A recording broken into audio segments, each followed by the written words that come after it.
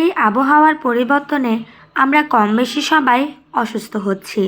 রাতের বেলা শুরু হচ্ছে বৃষ্টি, বৃষ্টির জন্য বেশ ঠান্ডা ঠান্ডা অনুভূত হচ্ছে। আবার সকালটা হতে না হতেই ব্যাস উঠে যায় রোদ, প্রচণ্ড তাপ শুরু হয়ে যায় রোদ ওঠার সাথে সাথেই। সকালবেলায় মনে হয় দুপুর হয়ে গেছে। আর প্রচণ্ড গরমে ফ্রিজ থেকে বারবার বের করে খাচ্ছি ঠান্ডা জল, তাতেই হয়েছে বিপত্তি। প্রচণ্ড রকমের ঠান্ডা আর জ্বরে ভুগছি আজকে বেশ কিছুদিন হলো। আজকে সকাল সকাল বাসা থেকে বের হয়ে গেছি ডাক্তার দেখানোর জন্য। যেহেতু সকাল 9টার সময় ডাক্তার আসবে, তাই একটু সকাল সকালই বাসা থেকে বের হতে হয়েছে। আর ঘড়িতে এখন বাজে হচ্ছে 8:30টার মতো। আর তোমরা দেখতেই পেলে কি পরিমাণ রোদ উঠেছে সকাল সকাল করে। যে হসপিটালে ডাক্তার দেখাতে যাব, সেই হসপিটালটা আমার বাসা থেকে খুব একটা দূরে নয়, মোটামুটি হাঁটার পথই বলা যায়। যার কারণে খুব একটা সময় হাতে নিয়ে আমরা বাসা থেকে বের হইনি। আর সকাল সকাল করে বের হয়েছি বলে তেমন কোনো কিছু বাসায় নাস্তারও আয়োজন করিনি। আজকে নাস্তা খাওয়ার জন্য চলে এসেছি একটা খাবারের হোটেলে, সেখানে নাস্তার অর্ডার দিয়েছি। আর হোটেলের পরিবেশটা ছিল মোটামুটি সিমসাম ভালো। এখানে আমরা খাবার অর্ডার দিয়ে হাত ধোয়ার জন্য চলে এসেছি। ব্যাস হাত ধুয়ে এসেই দেখছি মোটামুটি আমাদের খাবারগুলো চলে এসেছে। সকালের নাস্তা একটু হালকাই করব। উৎসার বাবার জন্য অর্ডার দেওয়া হয়েছে ডিম। আর আমি রুটি দিয়ে ডিম খেতে একদমই পছন্দ করি না, আমার কাছে একদমই ভালো লাগে না খেতে। ডিম এক্সট্রা খেতে ভালো লাগে, কিন্তু রুটির সাথে একদমই না। সেজন্য আমি অর্ডার দিয়ে নিয়েছি ডাল আর সবজি একসাথে মিক্স করে, যেটা খেতে আমার দারুণ লাগে। আর আমার উৎস তো কিছুই খেতে পারে না, সেজন্য উৎস একটা পরোটা নিয়ে ও এভাবেই শুধু শুধু খাচ্ছে।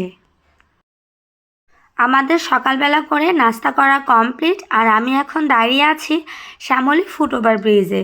শ্যামলী ফুটওভার ব্রিজ থেকে রাতের ভিউটা কিন্তু অসাধারণ লাগে। আর দিনের বেলা তোমরা দেখতেই পাচ্ছ, এখন কিন্তু ঘড়িতে বাজে হচ্ছে 9টা। কি পরিমাণ রোদ উঠেছে আর রাস্তায় গাড়ি ঘোড়া কি পরিমাণ। আজকে কিন্তু আমরা একটু সকাল সকাল বের হয়ে গেছি, ভেবেছিলাম যে না মোটামুটি পরিবেশটা ভালো পাবো, কিন্তু দেখো সকালবেলা থেকেই এতটা রোদ একদম মাথা ধরে গেছে। তারপরে হাতে হাতে চলে এসেছি হাসপাতালে। এটা হচ্ছে বাংলাদেশ স্পেশালাইজড হসপিটাল। এখানে আজকে যাব ডাক্তার দেখানোর জন্য। ভিতরে এসি লাগানো ছিল, ভিতরের পরিবেশ ছিল ঠান্ডা।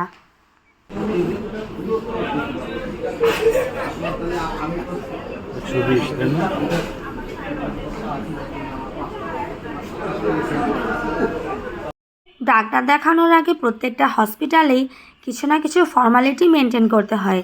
তো এখানেও আমরা ফর্মালিটিগুলো সমস্তটা মেনটেন করে এখন যাচ্ছি ডাক্তারের চেম্বারের দিকে ডাক্তার দেখানোর জন্য।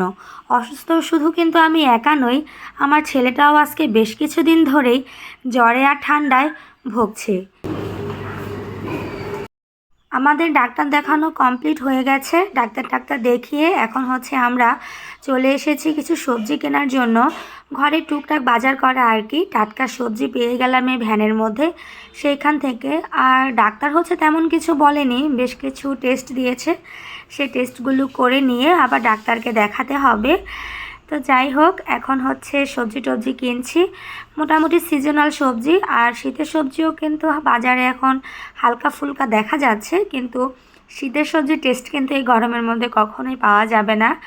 আর আমার ছেলের হাতে আমার ছেলের পছন্দের বিস্কুট, এনার্জি বিস্কুট, যেটা আমার ছেলে খেতে ভীষণ পছন্দ করে।